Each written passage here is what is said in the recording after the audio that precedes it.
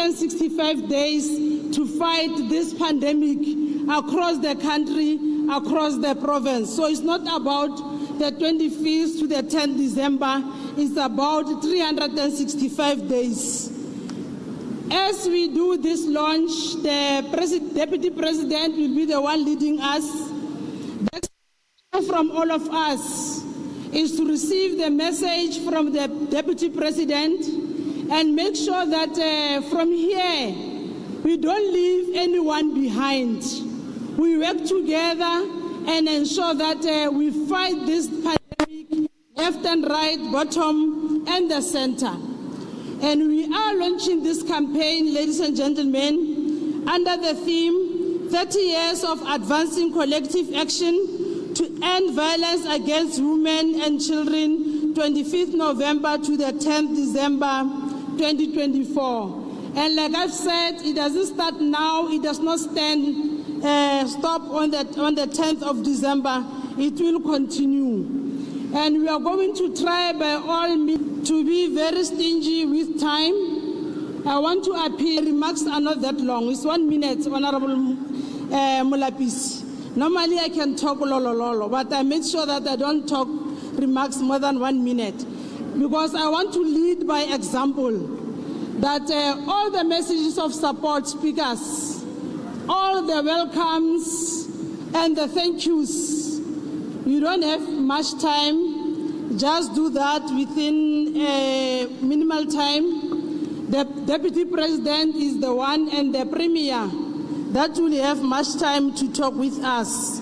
Without any waste of time, I will call upon the Executive Mayor of Rustenburg Municipality, Councillor Sheila Mabalehuma, to welcome us in the Platinum District and the city of Rustenburg Municipality. That will be very soon, DP, under your support, be declared as a metro. We trust you, DP, on that one.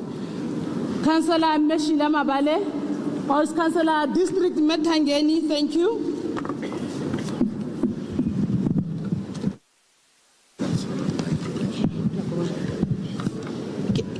Program Director.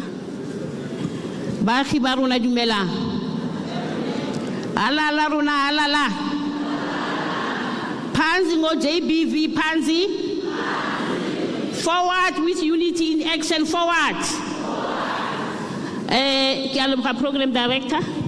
Because Simulaka acknowledge our Deputy President, Honorable Paul Mashatile, the Premier of the Northwest Province, Mahosia Runa Alin Tenkakwanu, the ministers and the deputy ministers, the executive mayors and mayors present here today, the speakers and the single whip of councils, the councillors who are present here today, the community-based organizations, the NGOs, all other stakeholders, and most importantly, our community. Dumela. Program Director, let me warmly welcome our delegation led by the Deputy President and the Premier in our home province today to come and launch the 16 days of activism for no violence against women and children. Our Program Director, as the province, we are a contributor when coming to the statistics of JBV in the country. We've got mining areas. We've got mining areas. Our economy is not thriving that well.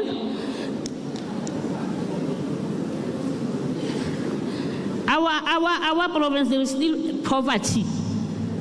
That is a driver to the gender-based violence. Now today, the Deputy President is here to launch this program. On that note, Iriki Liamukhele, Ketele Dipiliaruna Elokor Itenka Mobili, our community, Today, the Deputy President and the Premier, ba tle ba bua le rona as stakeholders le baagi about the sketch of the JBV. So it is important that we listen carefully so that we contribute in eradicating JBV and femicide. Program Director, ke a leboga.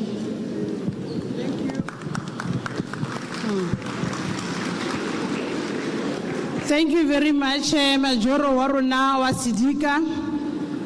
Ga re bone Majoro wa rona wa Rustenburg Municipality, Meshila Mabale. Ga re go bone, re kopa gore re go bone. O ikatumetse ka kwano. As we proceed with our program, re mo itemeng ele ya di messages of support. And thank you very much, Honorable Executive Mayor District. You did not take a lot of our time. I will start with Mayor Ramashu, Provincial Council Waruna HIV and AIDS. Ke tlo le line up so that we don't waste time really. You must know after mang go tla mang. Agere bagolo. After Mayor Ramashu, as you come on the stage, Mayor Ramashu, go tlo latela Mayor Mulusi, our director on ending violence against women and girls. Ebe go latela Mayor Mila, UN country representatives. Ebe go latela Re Norwegian ambassador wa rona to South Africa, Re Sitha. Ha ke ra gore le fole line ba golo ke ra gore that Sitha, you may sit where you are. Just be seated where you are. I'm just indicating that be mindful that after this person, it will be you. As the person is towards your conclusion, you must start to come to the stage so that we save time. From there, we'll be having the Deputy Chair, Man I Do of the Commission on Gender Equality. Haritswa mo re tlebe re na le mongwa mmu re tla tla re mmitsa ka tsele e siameng ba ba itseng go tsatsanka ba tla mo tsatsanka a kgone go re kgwa dikgaba o ka nna tumela mme wa ka.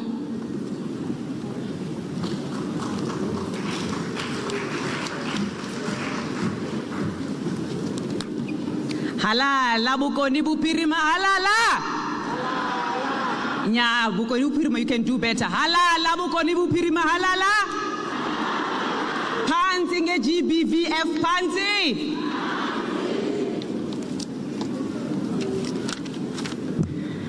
Let me start by passing the greetings to our Deputy President, Honorable Paul Mashatile of the Republic of South Africa.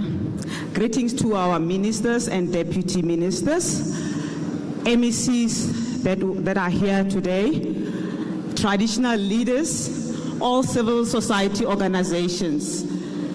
I would love to pass my greetings to everyone that I did not mention and all protocol observed. I am today representing what we call the women's sector in the civil society, as I will be giving my message of support.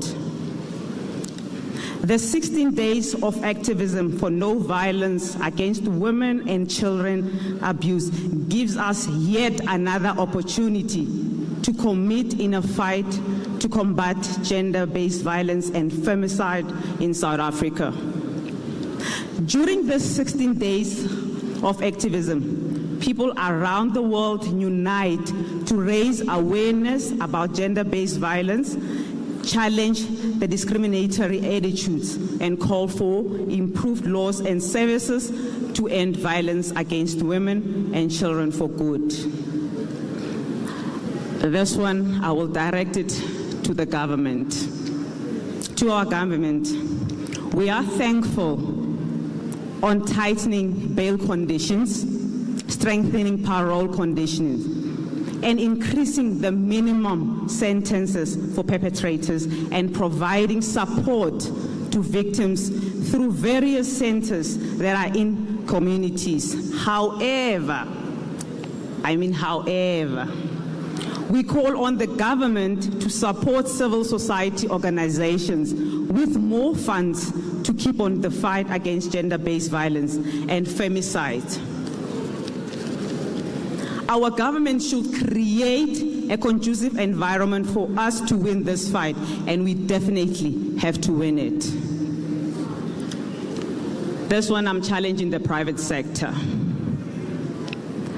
We remain thankful of the work that the private sector is doing in reviewing their organizational structures, where now we see women in CEO, COO, CFO positions that were predominantly for men.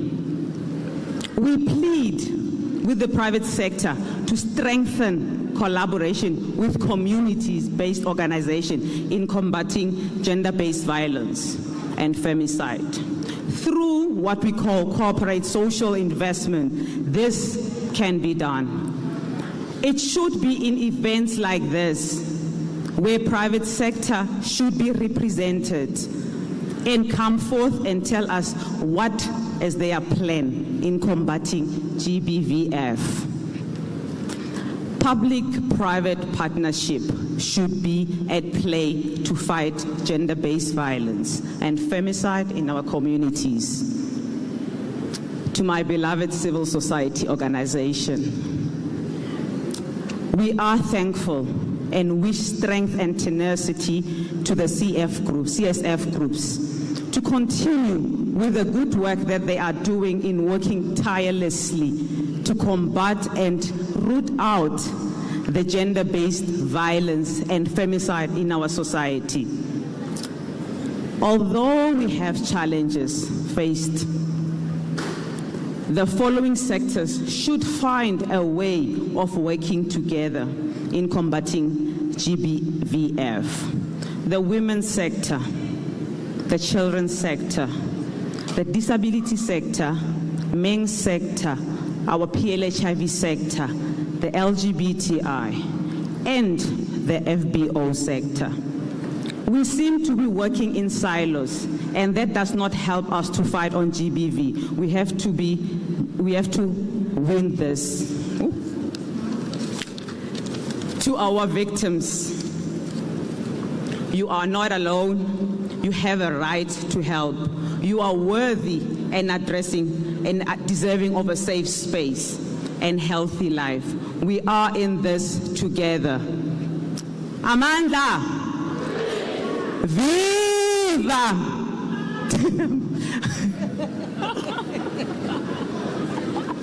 Amanda! I was going to say Malibongwe! Ikamalama Kostas! Now, in my previous deployment, I was the timekeeper. So I think I must assume that responsibility, DP and Donakolo, for now, so that we save time. All messages of support, we are only left with 10 to 15 minutes. I'm going to be a timekeeper. I'm giving you only 3 minutes so that the DP is supposed to speak around 11:25.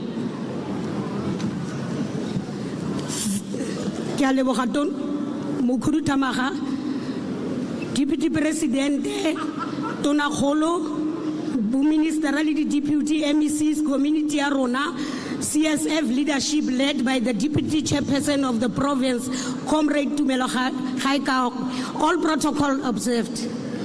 I'm Dimagatua Hamulusi, the Chairperson of Dr. RSM CSF and the founder member of Greater Town People Living with HIV and the LGBTIQ+ legend. I received the 16 actors on ending violence against women and children on the 8th of December 2024, which was coordinated by Lady of Peace Community Foundation and UN Women to support implementation of the NSP on gender-based violence, Pillar 2, and Economic Empowerment, Pillar 5.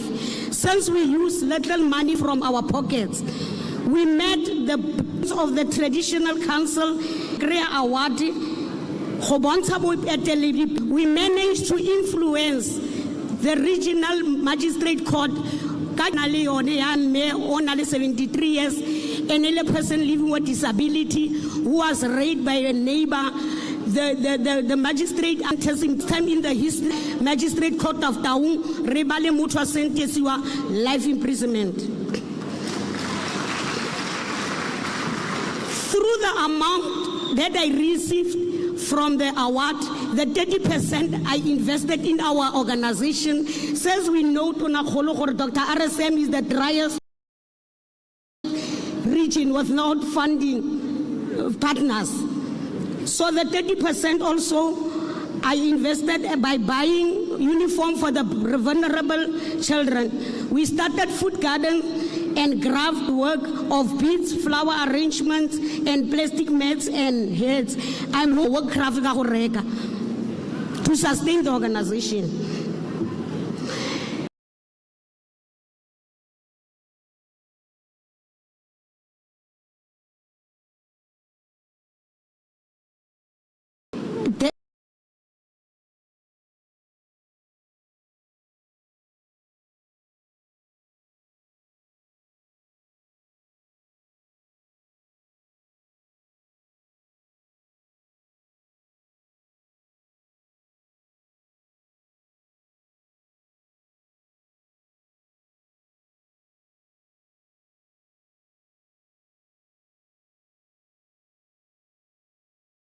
CSF election. It was the first time in the history of Dr. RSM the sex worker sector participated in the CSF elections.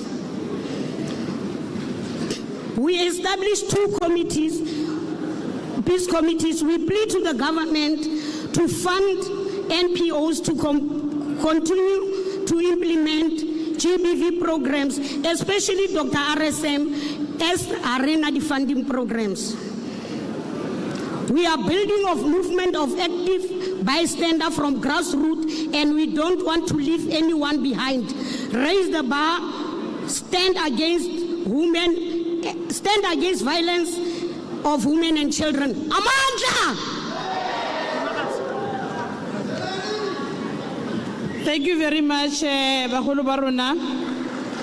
Wakanatumela Memila. Our ambassador, there's a chair here in the meantime, so that immediately you can occupy the chair. You can come. You can occupy the chair, Honorable Ambassador, till the end of the activity. Thank you. Good morning, beautiful Rustenburg. Good morning.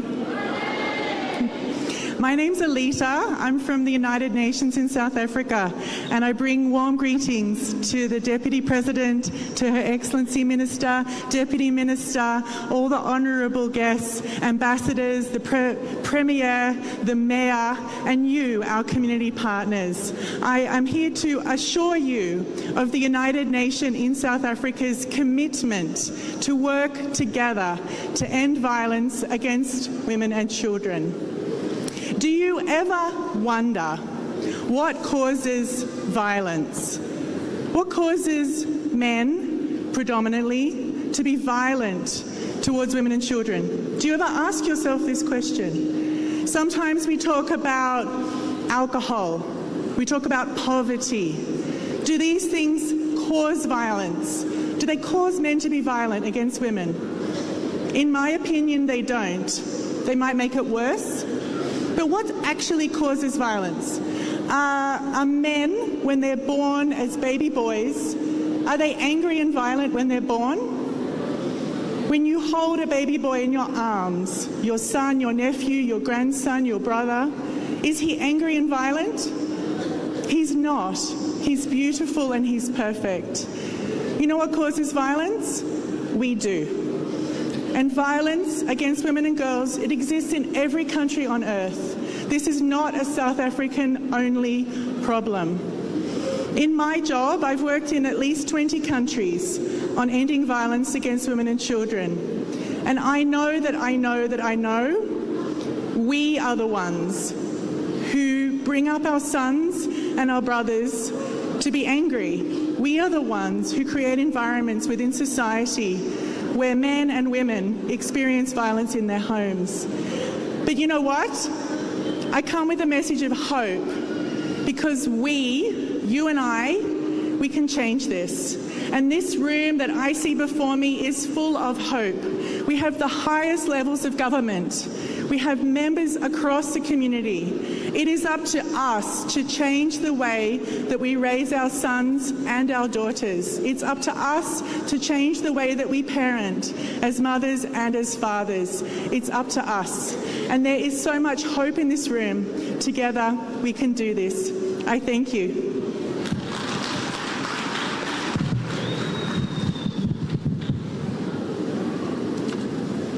Thank you. Bagolo matsogo a lona a swakanyana ra oketsenyana bagolo. Thank you. There's the people of the Northwest, the People's Province. You can come, Honorable Ambassador. Aramogeleng Ambassador ka. Thank you very much. Good morning, everybody. Excellency, Vice President, Ministers, Premiers, all protocol observed. Gender-based violence and femicide is a global problem. It's a problem everywhere in the world, also in Norway. We have done a lot of progress the last 50 years, but there is still work to do. To fight this scourge on a national and global level is a common priority of Norway, South Africa, and the United Nations. And we have a common job to do. So in South Africa, as you know better than me, this scourge has epidemic proportions. So we need to look at new ways of fighting it.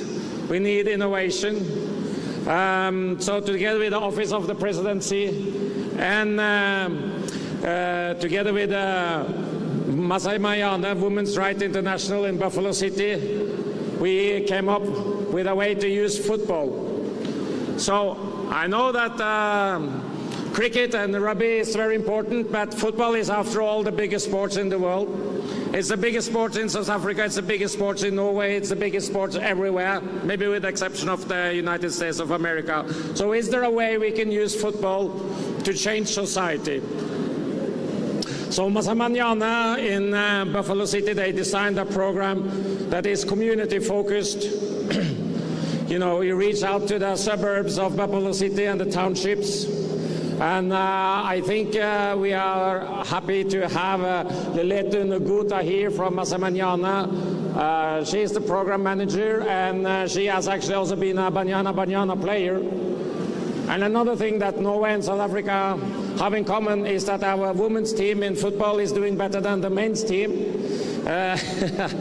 So it's great to have a former Banyana in this program. But it's really about using football to change society. Is there a way that football can be used? And we think, yes, we can change mindsets in the communities, among community leaders, among parents, among boys, among men, among women, by using football. We work hard to influence the whole of the community and to promote women's agency and decision-making by using the power of sports and the power of football. Football has normally been male-dominated. It is not anymore, not in Norway, not in South Africa, not in the world. And we see a great potential in using this arena. Also, of course, to promote women's football, but most importantly, to fight gender-based violence.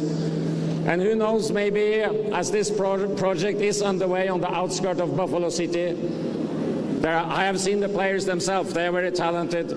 Maybe some of them will end up in Banyana, and that will be yet another platform to fight gender-based violence. So again, thank you very much for this opportunity to talk about the project. And again, we are very proud for this partnership together with the Presidency and Masamanyana Women's Rights International. Thank you.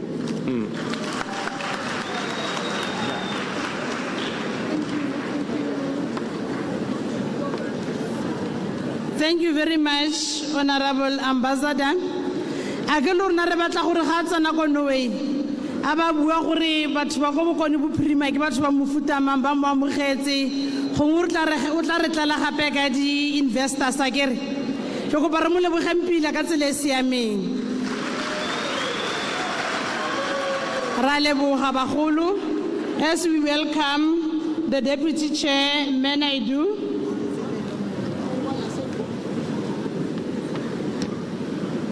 Thank you, Program Director. Good morning. I stand on all protocols observed, but kindly allow me to acknowledge the presence of our Deputy President, Paul Mashatile, the Minister, Deputy Minister, Women, Persons with Disability, all MECs present, all premiers present, all mayors present, my colleague from the Commission for Gender Equality, Commissioner Nomvungo.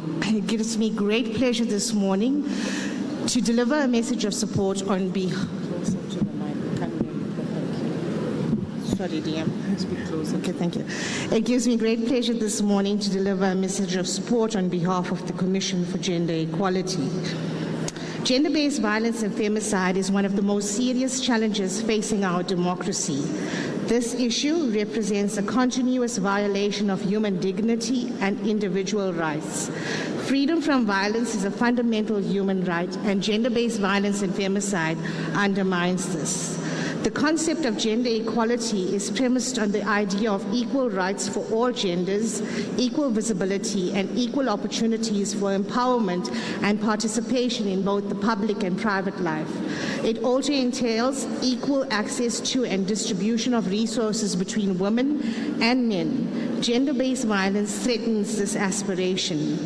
Gender-based violence impacts not only the victims, survivors, but also the family members, friends, and colleagues.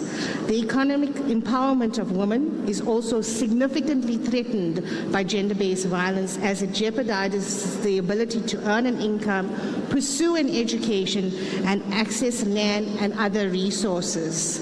The effects of gender-based violence and femicide extends well beyond physical health. They also adversely affect mental health, potentially leading to self-harm, isolation, depression, and suicidal tendencies. Alarmingly, the services available to combat gender-based violence and femicide in South Africa are equally inadequate. The conditions of Thuthuzela care centers, victim-friendly rooms, and sexual offences court in various provinces are disappointing. Many women are denied access to these essential services, which is deeply concerning. The Commission for Gender Equality has conducted assessments of these services, and the findings raise significant concerns. The Commission for Gender Equality has also noted with concern the alarming rate of cases withdrawals due to mistrust in the criminal justice system and existing gaps that discourage victims and survivors. As we reflect on the 16 days of activism against violence against women and girls, it's imperative that we reaffirm our commitment to combating gender-based violence and femicide. The Commission for Gender Equality is dedicated to addressing the issue in partnership with government, other organs of state, civil society organizations, and local communities, particularly through the implementation of the National Strategic Plan on Gender-Based Violence and Femicide, which aims to prevent violence and provide meaningful support. In fact, we look forward to midterm review of the implementation of the NSP, with emphasis on the NSP being the responsibility of all in society. May the next 16 days be days of real action towards addressing gender-based violence against women and girls from diverse backgrounds, sexual orientations, classes, and races. Let it not be just lip service, but a real cause of action. I thank you.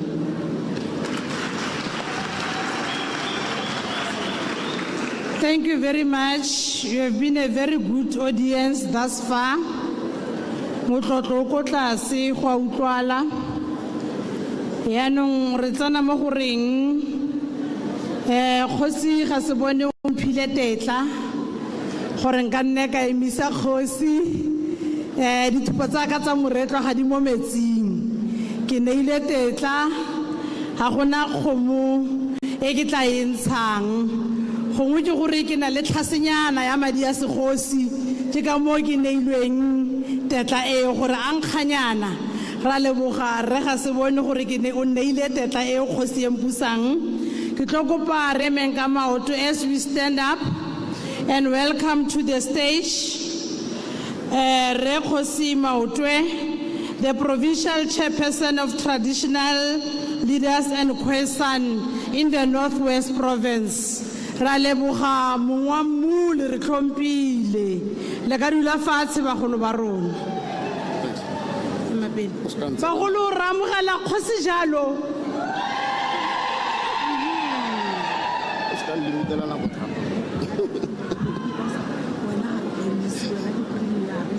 All right. Thank you very much, Program Director, Ms. Susana Dante.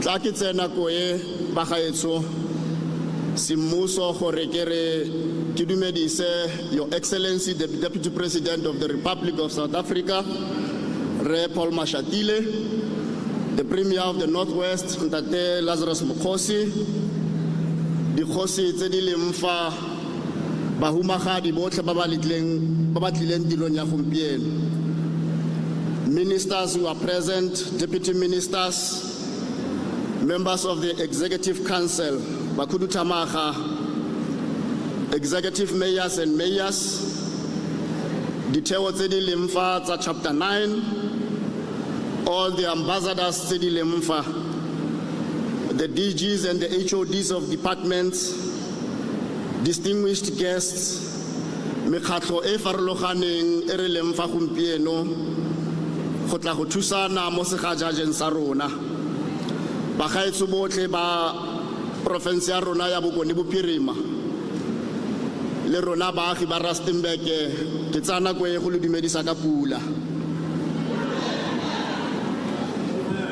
Program Director Kiema Afa, on behalf of traditional leaders in the province, we want to applaud our government, both at national and provincial, in bringing services and awareness to the people of Northwest. But also want to make remarks in as far as the GBV is concerned.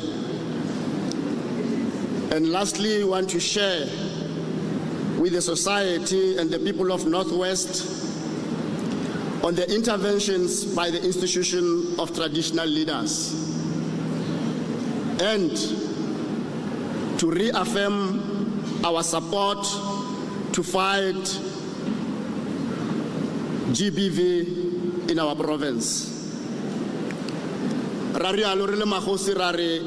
It is too soon for a lebale the role played by women mo nageng ya rona. Go bona go gore ka be re lebala gore the injustices by the previous government ke tse di feng mo go bomme ba naga ya rona. Mme ra re without shame re ka mpa ra tswelela to cherish the crucial role played by women in the liberation of this country.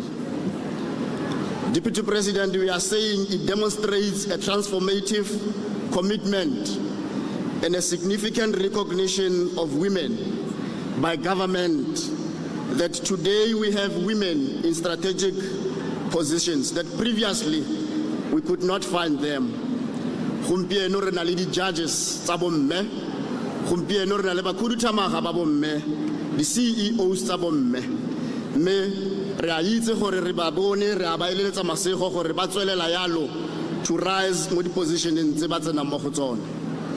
Back then we are saying traditional leaders was a male dominant sector. Today mo nageng ya rona we are proud to record that we have women traditional leaders.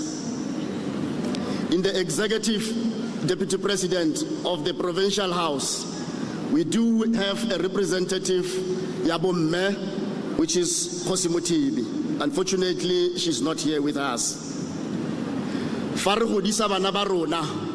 We raise them with equal possibility. They can also succeed with the position in Maybe we are encouraging our communities ga go sa tle go tshwana le maloba where only boy children can inherit tse batsadi ba bone ba di tlogellang bone. We are equally saying go matshwanedi gore le bana ba basetsana ba inherite boswa jwa batsadi ba bone. Within our families, we do have, in our communities, we have people living with disability. And we are saying as traditional leaders in the province, we cannot allow a situation where they are called names and they are continued to be isolated. Ke batho ba rona mmebile ra go tshela le bone re ba fa tlotlo e ba tshwanetseng. It will be suicidal of us not to support the collective effort to end violence against women and children. We strongly condemn any form of violence to women and children in our society, as that poses a serious threat to our constitutional democracy and the general erosion of social cohesion.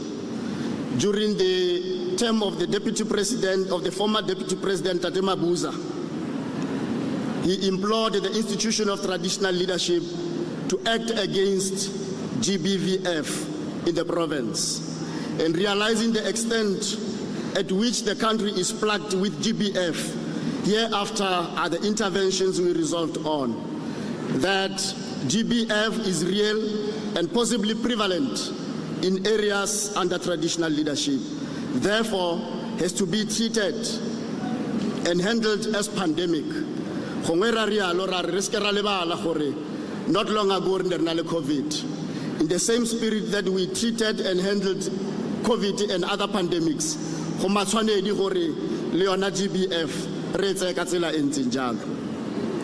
we are saying we will do away with any traditional practices proved to be harmful and disadvantaging women and children, including people with disabilities. But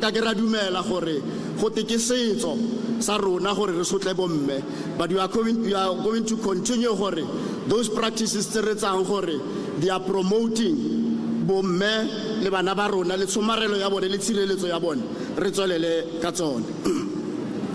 are saying the inclusion of women in our traditional councils is not enough and will never be enough. But as traditional leaders, we want to accelerate the allocation of land for business purposes to these women that we love so much. If we can accelerate that to Nakolo, so empower economically and foster financial independence. Sorry. I'm saying accelerate because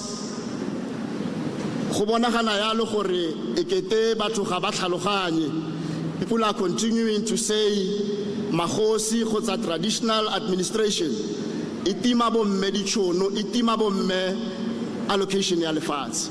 And we are saying that is not true. On daily basis, Mahosi ya rona ko metse, our traditional councils batsolela ya le gore ba fe bomme mafelo a go nna le mafelo a go dira dikgwebo.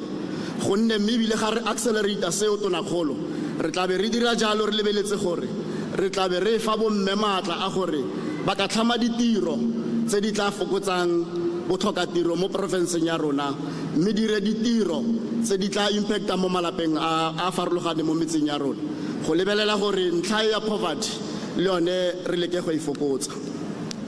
Through the committee of the House, we conducted community outreach programs, creating awareness and encouraging a culture of non-violence and cohesiveness.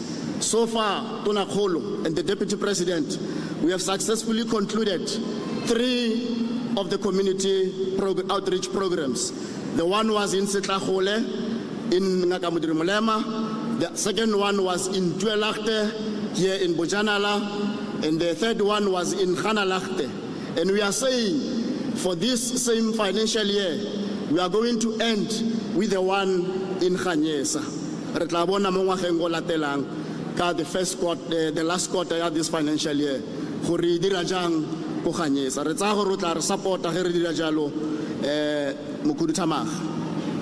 We are saying partnership in the institution of traditional leadership and other stakeholders will be key to fight this scourge. In light of that, we entered into the Memorandum of Understanding with Commission on Gender Equality. And so far, we are together on course. Above that, all traditional leaders in the province signed a pledge to work tirelessly, advocate our position, and collaborate with any other stakeholder to end the GBV. GBV remain a standing item on the traditional council's agenda and community meetings.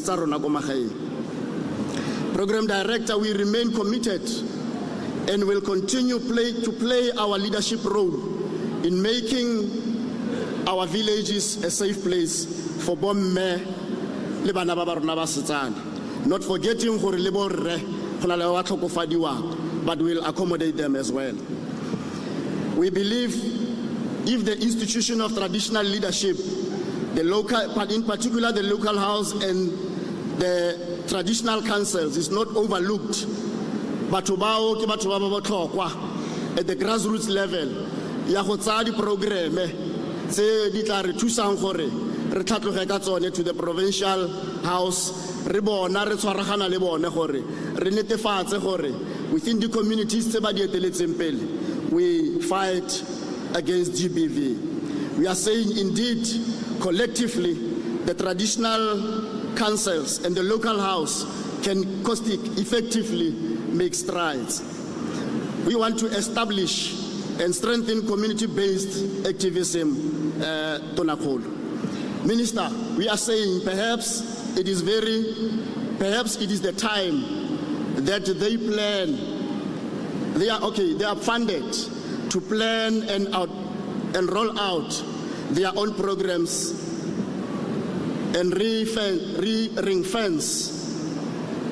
GBV within areas of traditional leadership. Ladies and gentlemen, it is true, together we can do more. Motswana rialo are sidikwa ke ntjapedi ga se thata.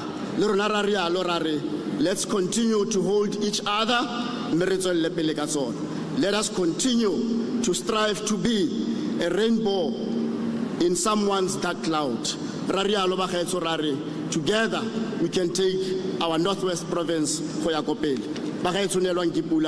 Program Director.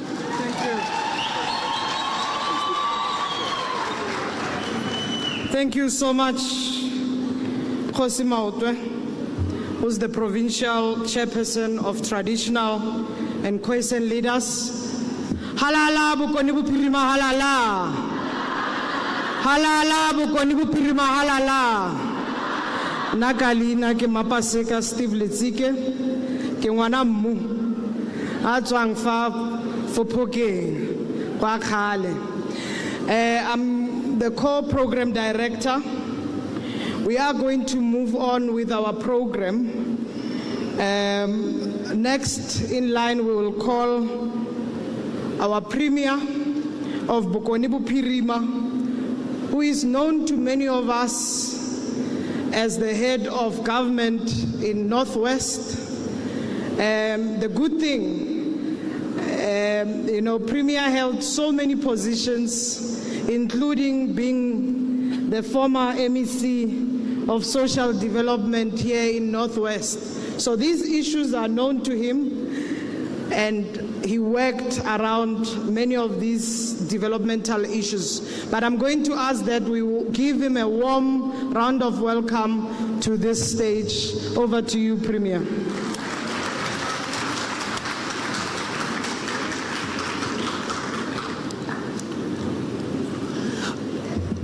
Halala Bokoni Bophirima halala.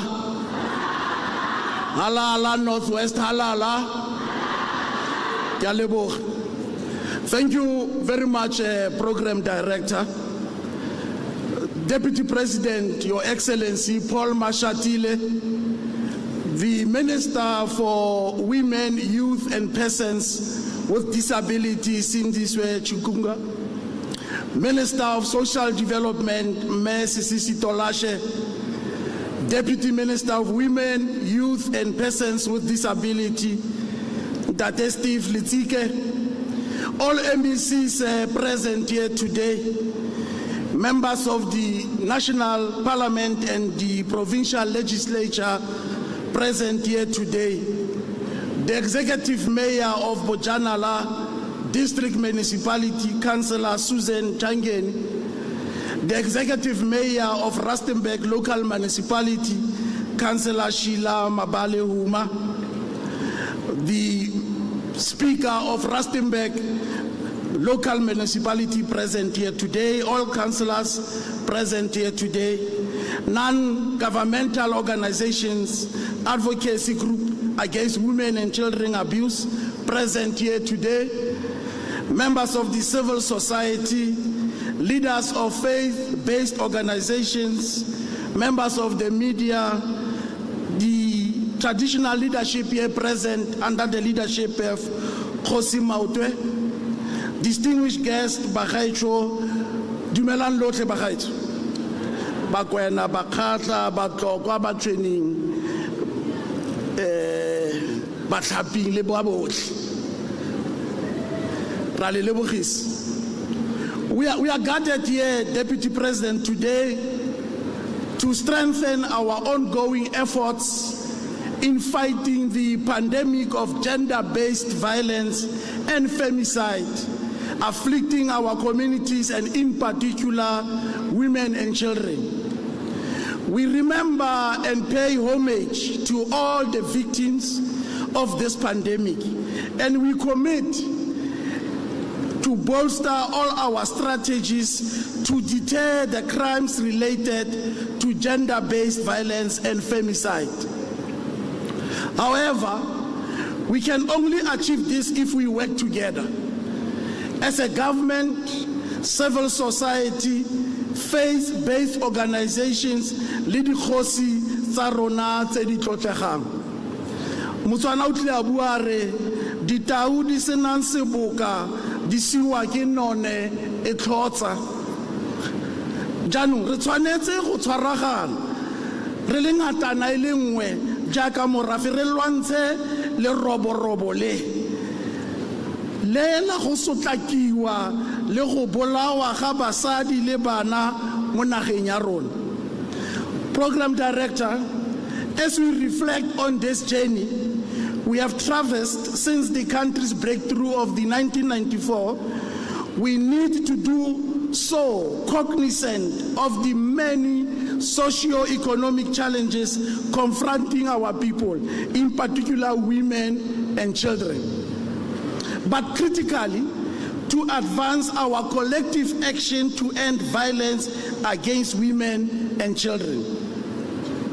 What does this mean? It means emphasis must be centered around strengthening partnerships and collaborations with all our stakeholders to build a safe and gender-based violence-free society.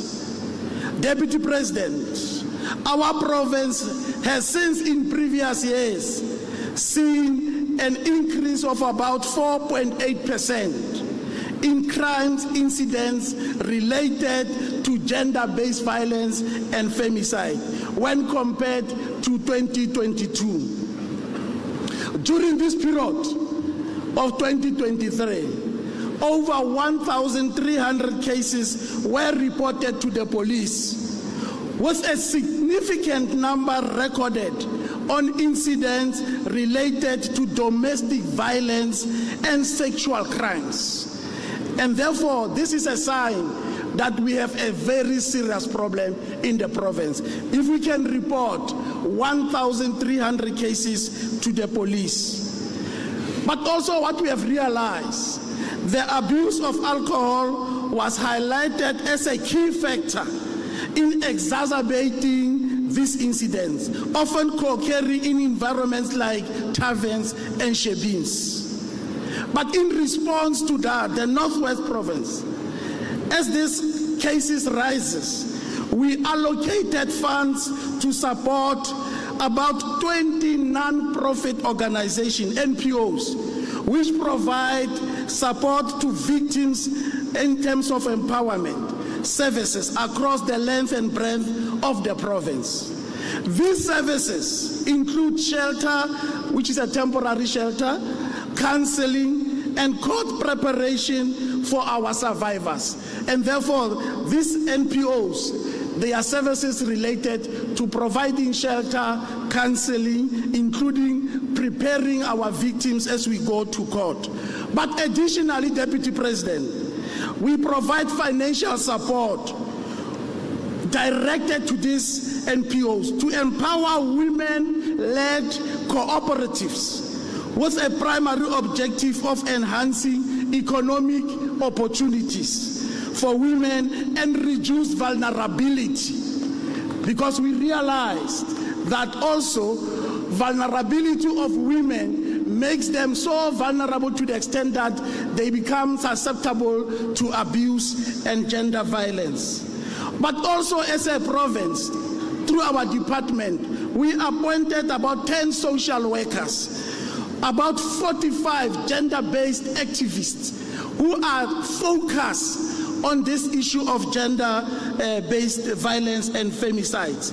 And this case, these people who are appointed are placed in areas of concern: Mafikeng, Ratlo, Taung, Kuseleka One Stop in Vryburg, Lekwatema, Matlosane, JB Max, Madibeng, Rustenburg, and in all these municipalities to fully implement the 365-day program in all these districts. Furthermore, Deputy President, we have allocated 24 million rand to these NPOs to improve accessibility of their services and also at the same time to create jobs in this province. As a result of these interventions, close to 5,000 victims received psychosocial services in the last 6 months because of this funding and extension of these services and our NPOs. A very good work in the province. We have also increased, Deputy President, efforts to target hotspot areas with additional resources and coordination between law enforcement and community stakeholders. Because we believe that through this collaboration, in particular in our hotspot, we'll arrive at our own objective. But at the same time, we are emphasizing and we are following our National Drug Master Plan to combat alcohol and substance abuse, which are seen as major contributors to the violence as it's in full swing. Because there's a direct relationship between substance abuse and alcohol with gender-based violence. We have also implemented, Deputy President, the court watching briefs programs at different magistrate offices, about 23 of them in the province. That's where we are implementing what is called court watching briefing programs. This initiative, Minister and Deputy President, is primarily aimed at enhancing the professionalism of the South African police services when dealing with cases of this nature, because we believe the magnitude of the cases deserve a particular professionalism. But critically, of an interest is to reduce the number of complaints emanating from our victims as well as our communities as they are dissatisfied due to the withdrawal of cases in court as a result of incomplete investigations and dockets not brought to the court, amongst others. We are also providing, Deputy President and Minister, comprehensive services on gender-based violence and sexual assault at our Khomotso and Tutuzela care centers. The latter are a one-stop center and are part of a broader anti-rape strategy centered on reducing secondary victimization and to assist victims in their court cases against perpetrators of these hideous crimes. We are currently also having 5 of these centers in hospitals that are located in areas that have been identified as hotspots. This will include Taung, Potchefstroom, Mahikeng, Job Simangana Tabane, as well as Klesdorp Tsepom Complex Hospital. Community care centers, what we call KCC, on the other hand, offer what is called essential medical and legal assistance to our victims. They are primarily, Deputy President, aiming at reducing what is called new infections on HIV and sexually transmitted infections, psychological harm, and unplanned pregnancies amongst victims by providing what is called timely, accessible prevention and treatment methods. These centers also provide support to the Tutuzela care centers to improve conviction rate and assist with the process of securing justice by ensuring that enough evidence is collected from the victims by skilled professionals. Program Director, the empowerment of women, either in the form of employment or government procurement spend, remains an apex of our priorities.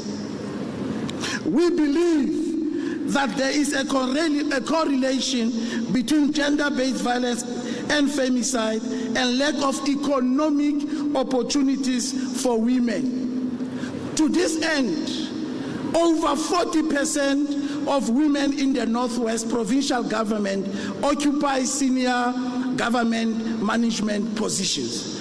While we believe this is a step in the right direction, we need to invest our energies in breaking the 50% mark of giving women in senior management government positions in the province.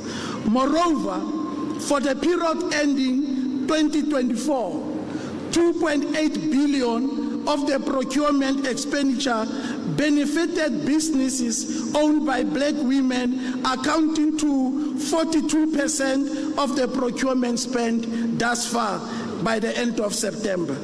This performance demonstrates our ongoing commitment to support women-owned businesses when compared to the previous financial years in the same period, where we could only account for 32% target of women enterprises. We will continue, Deputy President, to prioritize these enterprises, and we strive to create a country which promotes equal opportunities for all, and in particular the marginalized and economically disenfranchised, and in this case African women in particular. I thank you. Thank you very much.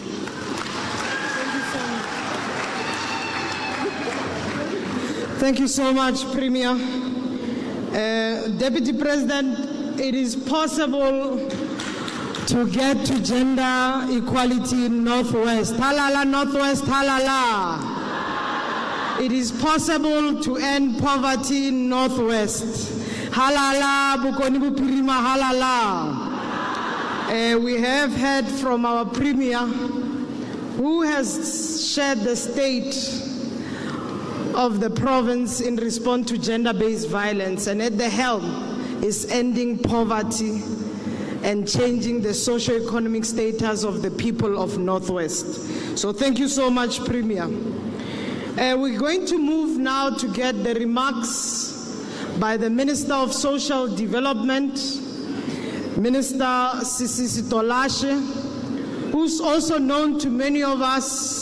She's leading one of the most biggest or largest movement, women movement in our country through the ANC, but she's deployed as the Minister of Social Development. In my portfolio, I took after her. So let me welcome Minister Sisisi Tolashe. Malibongwe! Malibongwe!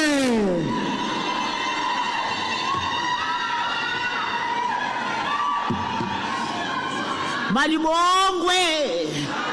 Igama lamakhosikazi. Phansi nge-GBF phansi. Phansi nge-GBF phansi. Thank you very much, Program Director. The Deputy President of the Republic, His Excellency, Honorable Paul Mashatile, the Minister in the President's for Women, Youth and People with Disabilities, Premier of Northwest, Honorable Lazarus Kagiso Mukhosi, which presented a very exciting report on behalf of his province. Ministers present here, deputy ministers, honorable MECs, our counterpart who's also a program director, our mayors, our ambassadors and international community, to our councillors, our traditional leaders, faith-based organization and their leaders, fellow South Africans, good day. Sekela Mongameli wezwe laseMzansi Africa and fellow South Africans, it is with ambivalence that I stand here in supporting contribution made to the launch of 2024 16 Days of Activism of Now Violence Against Women and Children. However, the mixed feelings are caused by the fact that after 30 years of democracy in our country, women and children are still experiencing high levels of violence, which then means that the majority of this country is not yet liberated, Honorable Deputy President, because women in this country are in the majority, which then creates a very, very unfortunate situation, and hence we are here today to come and take stock on the work that we have done in partnership with our partners that are present here, but also what our government did in the last 30 years in making sure that we deal with the scourge decisively. Honorable Chair, I would come and account on behalf of our government, but the Department of Social Development in particular. We would all know that we have long adopted a 365 days of activism campaign of no violence against women and children. And we also continue with interventions in relation to no violence against women and children, including gender-based violence and femicide. And this has reached epidemic proportions in South Africa. We have indeed 365 days plans that are reviewed annually, and we conduct ongoing campaigns on GBF that are targeting people in different age groups, particularly women and children, considering their vulnerability. In doing so, in 2024, there is a particular theme that has been agreed upon, and this theme says, I quote, 30 years of advancing collective action to end violence against women and children. And Honorable Chair, this year's theme, it focuses on prevention and economic empowerment to foster financial independence and resilience. The campaign, emphasizing addressing the root cause of GBF, promote positive masculinity, promoting gender equality and creating economic opportunities for women and children. Chair, the theme aims to accelerate and amplify multi-sectoral and whole of society accountability. And within this theme, we have agreed that we must have sub-themes so that we can deal with everything else that talks to our gender-based violence as a strategy. And in the sub-theme, for example, we have a sub-theme that is saying harnessing technology and innovation to combat gender-based violence and accelerate a gender-inclusive digital economy. And this sub-theme, Chairperson, it focuses on the integration of gender perspective in the digital economy. It is exploring the potential of new technology to prevent and respond to gender-based violence and femicide, and fostering a zero tolerance attitude towards GBV online and on digital spaces. As a department, we have made significant progress in implementing programs that address the basic needs of majority of our people, including service to victims of violence and crime. However, this could not induce in us a feeling of complacency. We acknowledge and thank our many partners that are here today. Some are not here, we recognize that. But kakulu kakulu, those who are forever with us in fighting the scourge and are present today.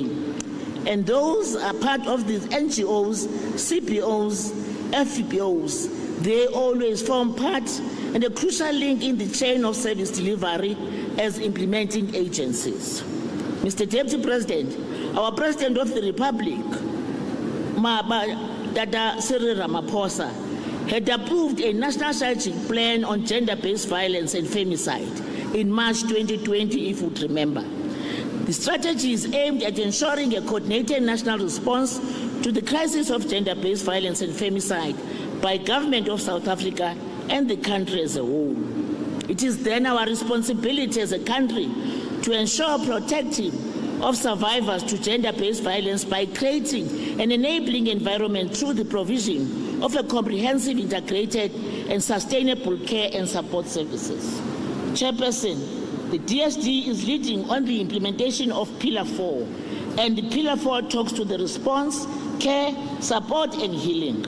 This pillar seeks to ensure that every survivor of gender-based violence has access to appropriate and sensitive response care and support that facilitates immediate containment measures in the long-term healing. It recognizes that effective response, care and support is integral to healing and comprehensively working towards eradicating gender-based violence in South Africa. Chairperson, the DSD has been heeding the call to implement the National Strategic Pillar 4. So let me share the intervention that we have implemented as a department in response to the issue of gender-based violence.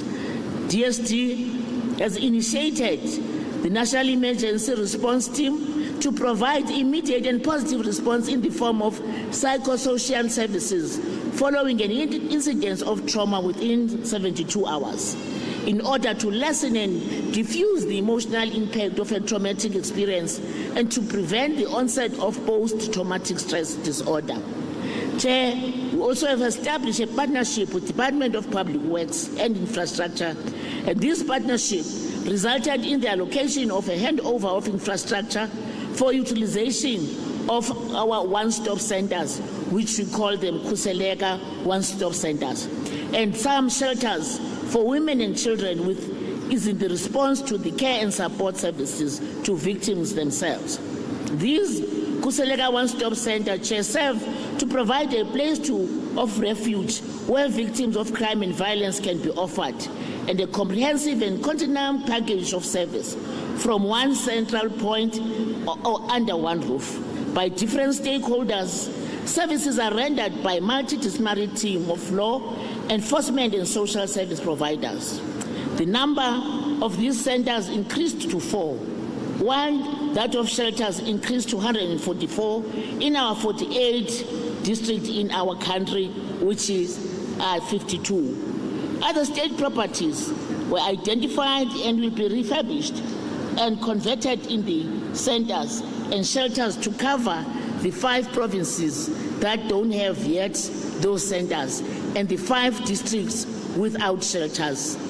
Chair, we've employed additional 200 social workers in all provinces to assist in strengthening the workforce in the fight against the rising scourge of gender-based violence.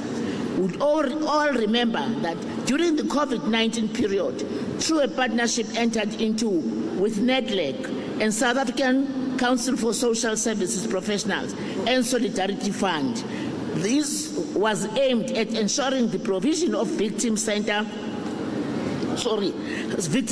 survivor. It focused on accessible quality services. Some of these officials were being placed in shelters and victim-friendly rooms to offer psychosocial support services. We have also trained 100 gender-based violence and femicide ambassadors and deployed them in 30 hotspot areas across the country. Our aim was to intensify our prevention activities in the 30 GBV hotspot areas as a turnaround situation in the fight of the scourge. We've also strengthened social behavioral change programs through education and awareness, creating particular programs that are positive, targeting men in particular as agents of change, initiatives such as the Men as Positive Role Models, Everyday Heroes brand, Orange Day campaign, Men's Parliament, and Boy Assemblies. As Kulume Interfaith and Pastors' Wives campaign, targeting interfaith sectors, village to village, targeting tribal and traditional authorities in dealing with gender stereotypes, harmful cultures, practices, and to promote the change in attitudes and behavior. Honorable Chair, more than 2,000 men were reached through men's dialogue in the current financial year. We conducted an integrated campaigns on gender-based violence and anti-substance abuse and crime prevention at institutions of higher learning. This was deliberate for the fact that we all know what then happens in that space wherein our younger people get involved into all these social ills, and at the end, women and children become victims. And in doing so, we were trying our best to make sure that we educate them and make them to understand the implication of abuse of alcohol on other substance abuses. Honorable Chair, our young people that we have managed to touch and talk to them quite closely are plus minus 20,000 in this financial year. We see this as an achievement. However, we cannot be complacent, as we said earlier on. We also develop an intersectoral shelter policy for victims of crime and violence. The aim of the policy is to integrate and promote intersectoral collaboration by bringing all relevant stakeholders within the shelter components to play their respective role for the benefit of the victims, as well as ensuring standardization of services. We have developed the policy of provision of psychosocial support services. The aim of the policy is to standardize the provision and quality of psychosocial services in the country for the benefit of victims in particular. We also developed the Victim Support Services Bill, which is aimed at regulating services for victims of crime. The bill, which this is very important, seeks to uphold the rights of victims, including those of gender-based violence, and place them in the center of the criminal justice, affording them the same rights as the accused and perpetrators. We would remember historically, the perpetrators were forever treated differently and far better than the actual victims. And this bill seeks to address that. We are calling upon our people, our partners, to please work with us for this bill to go through. Chair, we also provide funding for the CSOs for effective implementation of gender-based violence program. And a total of 168 CSOs we have funded them through criminal asset recovery accounts. Chair, we've also developed a DSD sector funding policy, which is aimed at standardizing funding of CSO in the sector. Community-focused initiatives are poised to allow multidimensional approaches to dealing with inequality and violence. In addition to intervention at community level, there is also a need for strengthening of multi-sectoral intervention. The Criminal Justice Honorable Chair needs the support of community members and CPOs whose responsibility is creation and maintenance of safe space in the respective community. As a department, Honorable Chairperson, we commit that we remain quite committed to our programs and our partners as we continue working to end violence by supporting victims, preventing abuse before it starts. We know we cannot do it alone. We all have a role in this together. As different departments and the government as a whole, civil society organizations, private sectors and community at large, once again, we call upon your firm stance for us to together fight this scourge. Honorable Chairperson, Bantu basekhaya, we cannot end gender-based violence and femicide if we don't break the silence, if we don't overcome the stigma, and if we don't report cases to authorities for a prompt response and follow-up. The protection and care for victims of gender-based violence and femicide, they take collective efforts. No institution or individuals alone can eliminate this impediment to full rights, gender equality, and development efforts. I thank you, Chairperson. Thank you so much. Thank you, Minister CCC Tolashe. Baramut Mahaye, Makeisha Rona, the Toropo Rona should be free of violence. The NPOs, civil society are important. Make sure that you are compliant, your documents are very clear in your mission to get access to resources to support the work that you are doing. Now, before I call upon Minister in the Presidency, I'm going to ask Deputy President for us to have an item. This item will be performed by Mahakwe Asetso. Labaiti Mahakwe Asetso. Labaiti or Labautrela. Okay, Arboneng Mahakwe Asetso. Over to you.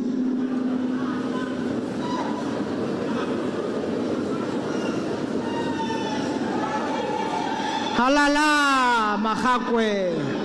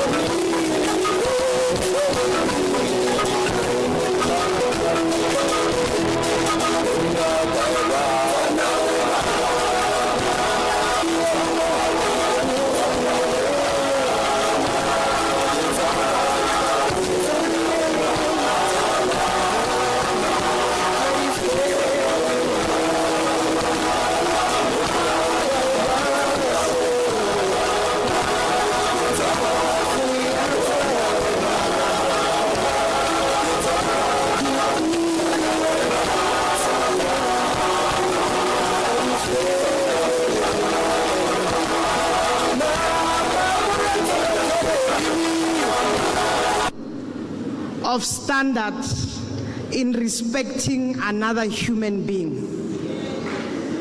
Enough is enough for violence against women, against children, against persons with disability, against LGBTI community, and against men. We are saying enough is enough. Phansi gender-based violence, phansi. Phansi gender-based violence, phansi. With those words, I would like to introduce our minister in the presidency, Minister Chikunga, who's responsible for women, youth, and persons with disability. Minister is not new to serving at this level. She previously was the Minister of Transport. She also served as a Deputy Minister of Transport as well as Deputy Minister in the Public Service Administration. We welcome you, Minister. Let's give her a round of applause.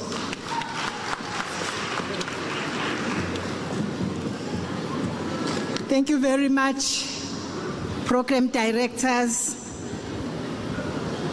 who also is the Deputy Minister of Women, Youth and Persons with Disabilities in the Presidency, Ms. Steve Litsike, also the MEC for Social Development in the Province of Northwest, Ms. Tanchi.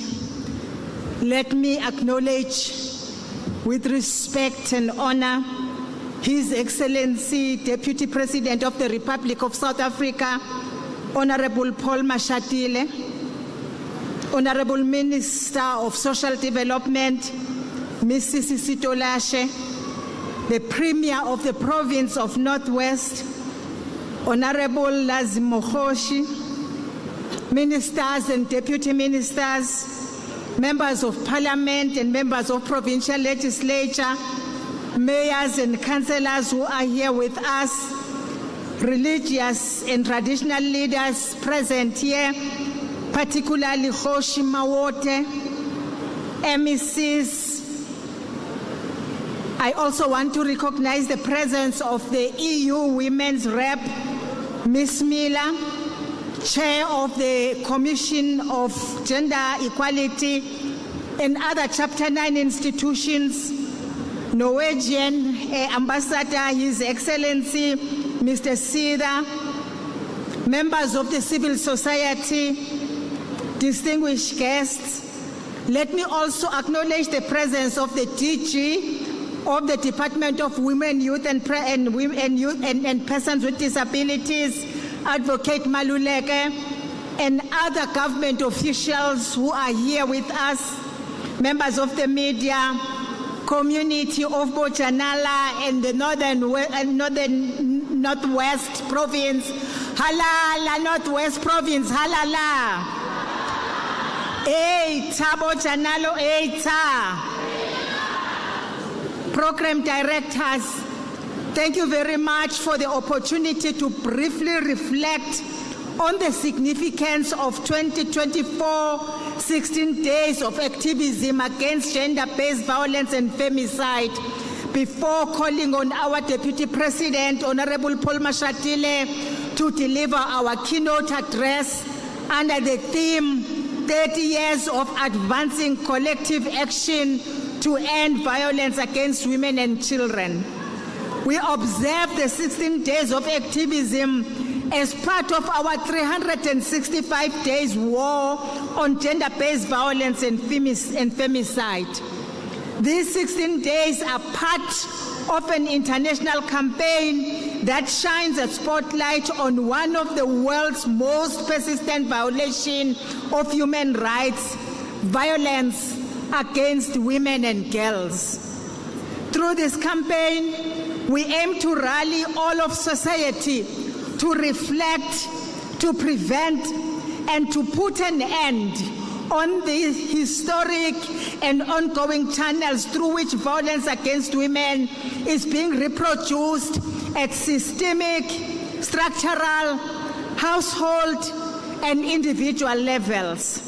We are therefore deeply honored to be among dedicated thought leaders, activists, researchers, and communities of practice who are tirelessly working to address these pressing and pervasive injustices facing women from all walks of life. As you know, 2024 has been a memorable year for women. This year marks 70 years since the adoption of the historic Women's Charter in 1954, 68 years since the historic Women's March in 1956, and almost half a century since the United Nations first World Conference on Women that was held in 1975 in Mexico. We also mark 30 years since the Beijing Declaration and Platform for Action towards, amongst others, the elimination of all forms of violence against women and girls. Deputy President, I'm pleased to confirm that South Africa has completed its country report which covers the past 5 years and will soon be depositing it to United Nations.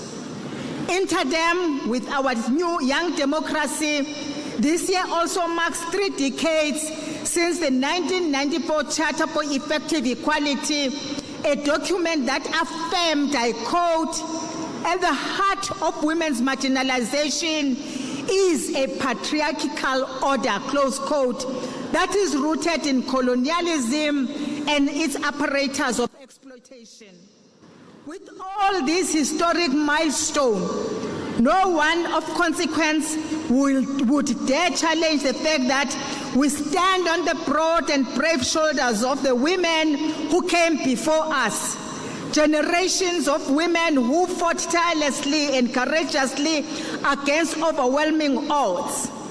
Our fight against the scourge of gender-based violence is therefore a continuation of this heritage, a heritage of fearless women who knew then, as we must know now, that women will be their own liberators. We echo the voices and clarion call made by women who gathered at the first World Conference on Women in 1975, when they declared that, and I quote, "The problem of women who constitute half of the world's population are the problems of society as a whole, and that changes in the present economic, political, and social situation of women must become an integral part of efforts to transform the structures and attitudes that hinder the genuine satisfaction of their needs. We have got to change these attitudes towards us smilingly if necessary, angrily if necessary, and aggressively if necessary. Otherwise, there will be no such thing as true equality," unquote. We call on all social structures of society, religious and traditional leaders, young and old, men and women, to disrupt what Professor Phumla Gqola described as a patriarchy script. This is the script that, according to Phumla, has conditioned men to feel entitled to more of everything, including more of women's time, more of women's labor, and more of women's bodies. Due to this patriarchal script, South African women live under what Phumla amply refers to as the female fear factory, the constant threat of violence against women's bodies and psyche, which has allowed many within our society to view women as safe to violate and disposable. Program Director, we recently interacted with the House of Traditional and Khoisan leaders. We warmly welcome the commitment of our traditional leaders to the fight against gender-based violence, particularly in rural communities. We have also held very fruitful consultation with the South African Council of Churches as part of our efforts to rally the religious community against the scourge of gender-based violence, which sometimes happen right in the churches. The recently published study on the prevalence on gender-based violence and femicide by Human Science Research Council offers critical insights into the pervasive nature of this violence in our society. As we calibrate our policies and preventative strategies, we are reminded to situate gender-based violence and femicide within the historical struggle of women to be recognized first and foremost as human. Only when our dignity is restored can we hope to end this systemic of domination and subordination that thrives on exploiting, undervaluing, and violating women as a way of life. After all, gender-based violence is hardly a random occurrence. It happens within the context of uneven power relations, the privileging of certain voices over others, toxic masculinity, and oppressive cultural practices. Furthermore, the rise in substance abuse, including alcohol and drugs, has significantly exacerbated gender-based violence. We therefore require a multifaceted approach that addresses these root causes while also providing support services for survivors and holding perpetrators accountable. This includes legal reforms, education programs, economic empowerment initiatives, and community-based interventions. Over the next 5 years, we will prioritize the transfer of land to organized women.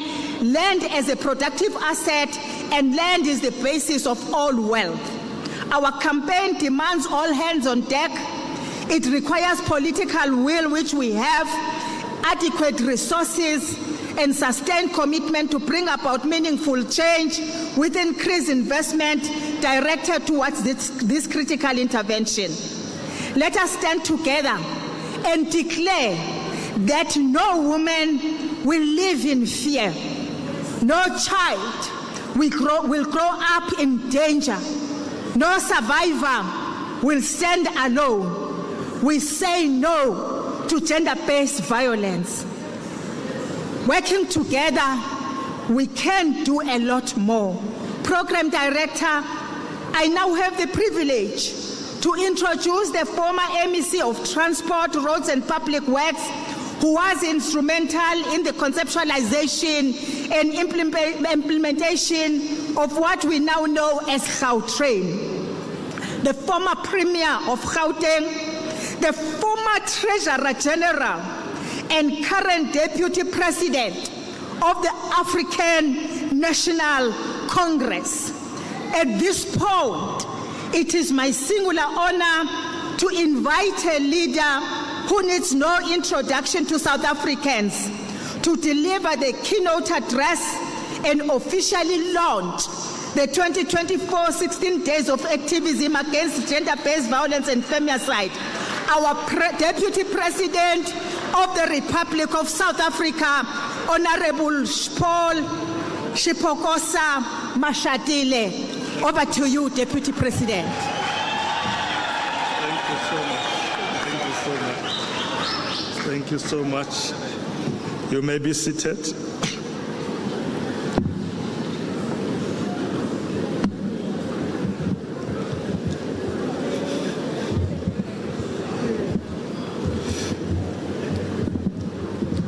Thank you.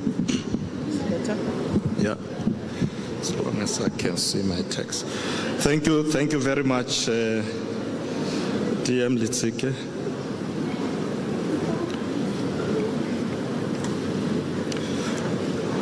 Co-program directors, Deputy Minister in the Presidency responsible for women, youth and persons with disabilities, DM Steve Litsike, and Northwest MEC for Social Development, MEC Susanna Danji, our host, Premier of the Northwest Province, Ntate Lazarus Mokhosi, and all MECs of the Northwest Province here present,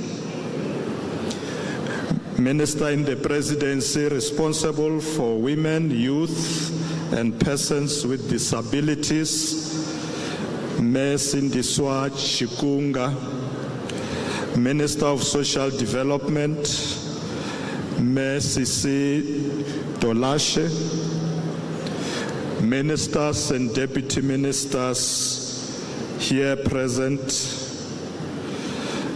Mayor of Rustenburg Local Municipality, Councillor Sheila Mabalehuma, Premiers and Speakers of provincial legislatures from other provinces who are here, Executive Mayors and Councillors who are here, Chairperson of the Commission for Gender Equality, Chairperson of SALGA in the province, Khosi Mautwe, and all traditional leaders present here today, leaders of faith-based organizations, leaders of the private sector, leaders of civil society organizations, ambassadors and UN representatives, leaders and leaders of academic and research institutions, members of the media, invited guests, fellow South Africans, Dumela. Setšhaba sa Bokone Bophirima, Dumela. Le tsogile. Le nna ke tsogile. Program directors, I stand before you today as we mark the beginning of the 16 days of activism for no violence against women and children, a campaign that calls upon each one of us to take a stand against the injustices that continue to plague our society. This period, from the 25th November to the 10th of December, is a time for reflection, action, and solidarity. During this period, we collectively raise our voices to draw attention to the persistent violence against women and children. However, a full year of action is required to combat gender-based violence and femicide, not just during these 16 days. This year's theme, 30 years of advancing collective action to end violence against women and children, serves as a reminder of the progress we have made and the work that still lies ahead. For 3 decades, we have been united in a shared vision to create a world free from violence and discrimination. We have witnessed the power of collective action in raising awareness, supporting survivors, and advocating for policy changes that protect the most vulnerable amongst us. Compatriots, in South Africa every year, thousands of children fall pregnant. According to Statistics South Africa, last year's birth to teenage girls aged between 10 and 19 years represented 12% of all births. In numbers, we are talking about 102,648 girls. These are not just numbers. They are young girls who should be in school, playing with their friends, dreaming about their futures, and building their hopes. We must understand that child pregnancies do not happen in a vacuum.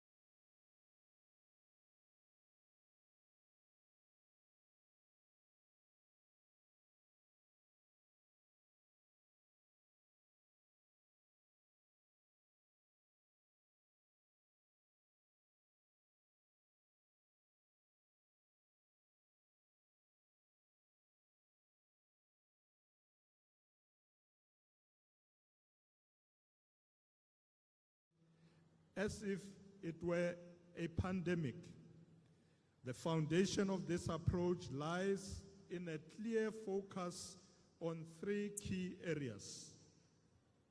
First one, strengthening institutional arrangements, which we are advancing by establishing a multi-sectoral National Council on Gender-Based Violence and Femicide to coordinate and drive efforts across all sectors.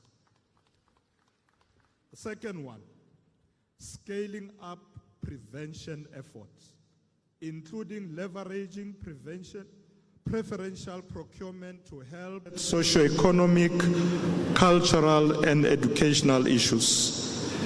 Many child pregnancies are the result of rape and sexual abuse.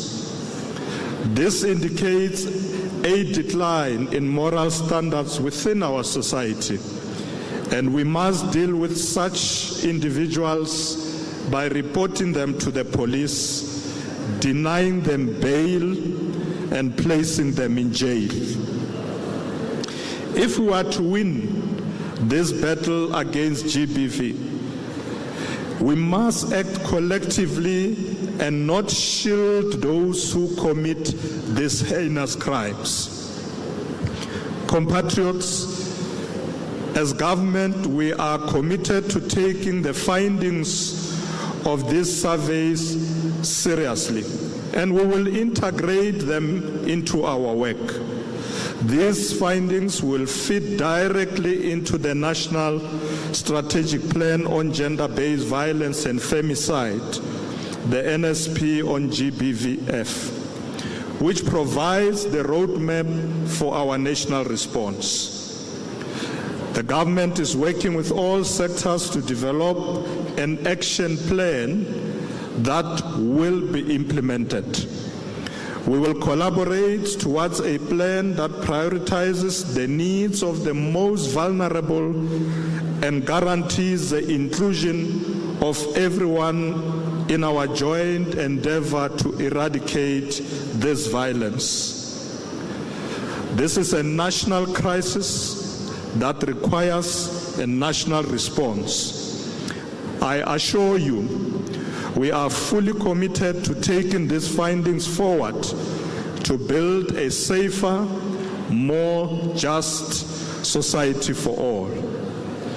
As part of its continuous commitment to combating this scourge, the Cabinet has approved dealing with gender-based violence and femicide as if it were a pandemic. The foundation of this approach lies in a clear focus on three key areas. First one, strengthening institutional arrangements, which we are advancing by establishing a multi-sectoral National Council on Gender-Based Violence and Femicide to coordinate and drive efforts across all sectors. The second one, scaling up prevention efforts, including leveraging preferential procurement to help alleviate poverty, which is a key driver of this violence, whilst creating sustainable economic opportunities for vulnerable communities. And thirdly, we are enhancing the use of evidence-based approaches, ensuring that solid data, research, and the lived experience of victims and survivors inform all our interventions and policies. Fellow South Africans, let me also share with you some of the concrete actions we have taken over the past year to create a safer and more just society. We have passed laws that prioritizes the safety of women and children, including the Domestic Violence Act and the Sexual Offences Act. The National Council on Gender-Based Violence and Femicide Bill was signed into law by the President on May the 24th this year, establishing it as an urgent priority. We are also piloting online applications for protection orders, making it easier for victims to access the legal protection they need. As we speak, 68 courts have been upgraded to meet the minimum standards for the national strategy on reasonable accommodations. This will ensure that all court users, including those with disabilities, have access to justice. We have completed the Gqeberha Forensic Laboratory and upgraded the crime administration system, enabling better management of crime data. Strides have been made in clearing the historical DNA backlog and prioritizing cases to ensure timely and effective justice for victims and survivors. We developed a category of crimes constituting gender-based violence, making it easier to identify and track cases in our legal system. The Women Economic Assembly, WECONA, launched in October 2021, has unlocked opportunities for women across key sectors such as the automotive, agriculture, mining, energy, manufacturing, and the health sector. The Presidential Women's Economic Empowerment Program has reached more than 6,600 women entrepreneurs across several provinces, helping them to grow their businesses through preferential procurement opportunities. We have supported 270 civil society organizations across the country that provide direct services to victims and survivors with a total of 89.7 million rands in funding. And this is done through the Criminal Justice and Recovery Asset Funds. Approximately 96.9 thousand victims have accessed psychological support through the GBV Command Center. We have established 3 Khuseleka centers and increased the number of designated health facilities to 57, ensuring victims have access to comprehensive support. The number of Tutuzela care centers in South Africa has been increased to 65 through partnerships with civil society and the private sector. These centers offer comprehensive support to victims, including medical care, psychological or social services, and legal assistance. The mining sector is also working to improve response, care, and support services for victims and survivors, with a center sponsored in Limpopo and also here in the Northwest. Compatriots, these are the tangible steps that show our commitment. Using the whole of society approach, we will persistently assess the effectiveness of these interventions. We will focus on prevention and economic empowerment, recognizing the importance of financial independence and breaking the cycle of violence. We are committed to creating opportunities for women and children, ensuring they have access to quality education, employment, and resources that enable them to achieve financial independence. We must work together across all levels of society to drive systemic change and build a safer, more equitable environment for all. Compatriots, we must further collaborate to harness technology and innovation to combat gender-based violence and accelerate a gender-inclusive digital economy. We must have zero tolerance towards gender violence in online and digital spaces. The rise of the digital economy and the increasing use of technology in our daily life have introduced new avenues for perpetrators to harm, exploit, and abuse women and children. From cyberbullying and online harassment to the dangers posed by social media platforms, digital spaces can become a breeding ground for violence. However, we can also harness the same technology as a tool for change, protection, and empowerment. From using mobile apps that provide immediate support to victims and survivors, to artificial intelligence that can help us understand and cap this pandemic, the potential is vast. Mobile apps, helplines, and emergency response systems provide a direct link to safety, offering quick access to shelters, medical care, and also legal assistance.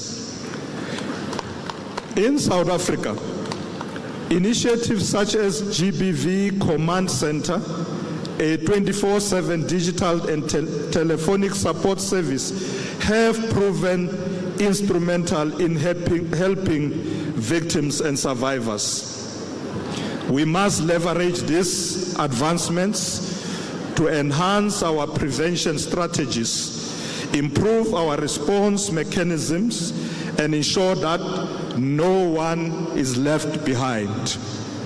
We should make the internet a place where everyone can feel safe and respected. Moreover, accelerating a gender-inclusive digital economy is essential for empowering women and children. Access to technology and digital skills can open new economic opportunities, enabling financial independence and resilience. As we embark on these 16 days of activism for no violence against women and children, let us harness the power of technology and innovation to drive systemic change. Let us not forget that technology can be a force for good.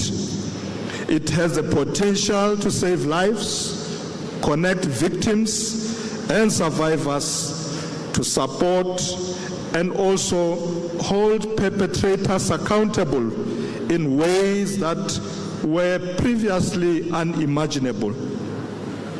Fellow South Africans, while progress has been made, the road to eliminating gender-based violence in South Africa is long and requires sustainable commitment and action. It is not enough for us to simply react to violence. We must prevent it. Meaningful change requires collective action from all sectors of society. We must instill in our children, our youth, and ourselves that respect, equality, and dignity for every individual, regardless of gender, is non-negotiable. We must engage men and boys in this struggle because their participation is essential to ending gender-based violence and femicide. We cannot build a society free from violence if we do not challenge the harmful attitudes, stereotypes, and toxic masculinity that perpetuate it. These deep-seated beliefs are learned and passed down through generations, and it is only through collective action that we can begin to change this culture. We must fight GBV from its root causes. We call on all men to take the pledge to end gender-based violence and femicide. In this regard, a pledge for South African men to end GBVF offers practical ways for men to become allies. This pledge is a declaration of your commitment to speak against harmful behavior, stand up for vulnerable individuals, and work towards fostering respect, equality, and safety for all people. Your pledge is a pledge to not remain silent. Fellow South Africans, I urge all of you, government, traditional leaders, faith-based communities, civil society, business, development partners, communities, and individuals to commit to this fight. Together we can make South Africa a country where violence against women and children is nothing but a dark chapter of the past. As we mark these 16 days of activism, let us renew our resolve and stand united in this fight for the sake of our mothers, our daughters, our sisters, and all women in our land. Our actions today will determine the future of our nation. A future where all women and children can walk freely in their communities without fear of violence. We have the power to shape this future. But we must all take responsibility, and we must do it now. Program directors, as I conclude, allow me to take this moment together with all of you to remember and honor the lives of many of our children, our sisters and mothers who have lost their lives to this scourge. It is in your honor that we continue this fight. To all women who currently find themselves victims of gender-based violence, we want you to know that we are here for you. We love you, and we encourage you to speak out and step out. As government, we will do all it takes to protect you and ensure that you have a prosperous future. Ke a leboga. Thank you very much.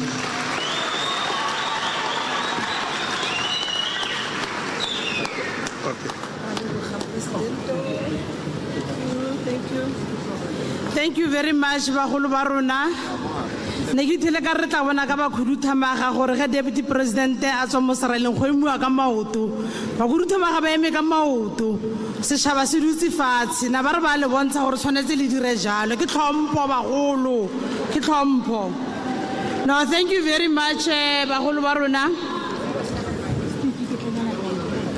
Thank you very much, Baholo Barona.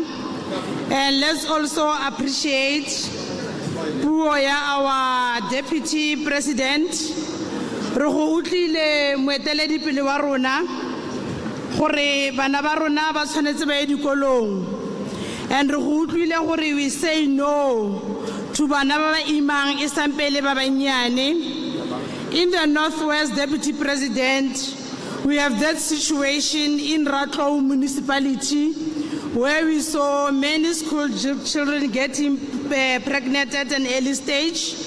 And we have also listened to your message, Deputy President, among others, when you said our communities, civil society, traditional leaders, we must work together to make sure that refenya le roborobole.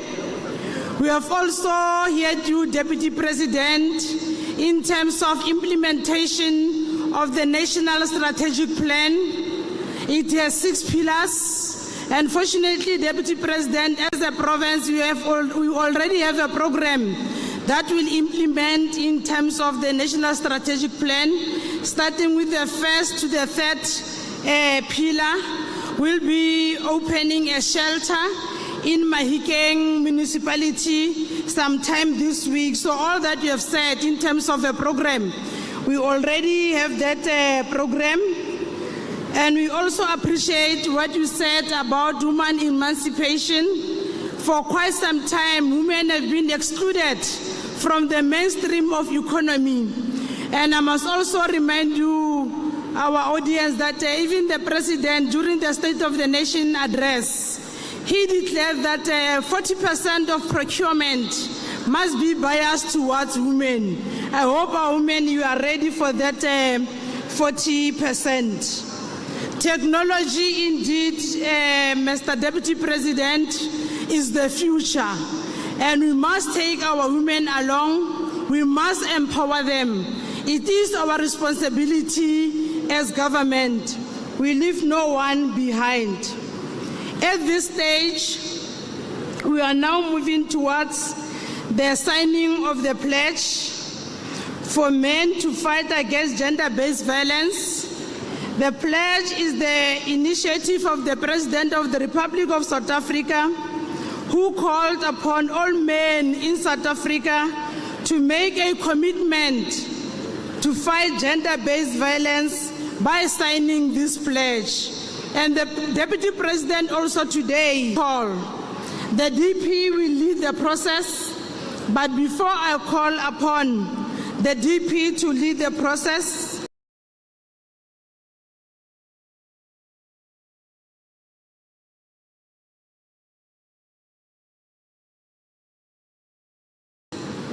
I will indicate the DP.